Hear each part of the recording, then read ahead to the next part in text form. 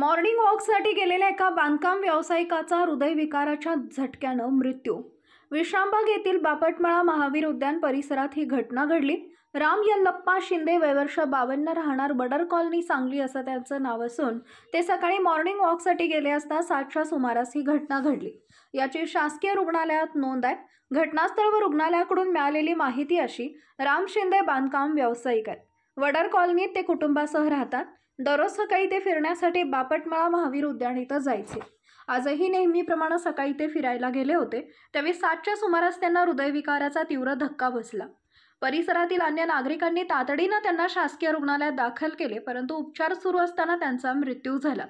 या दुर्दैवी घटनेमुळे परिसरात हळहळ व्यक्त केली जात होती. त्यांच्या मागे पत्नी, 2 मुले, मुलगी, भाऊ असा परिवार आहे.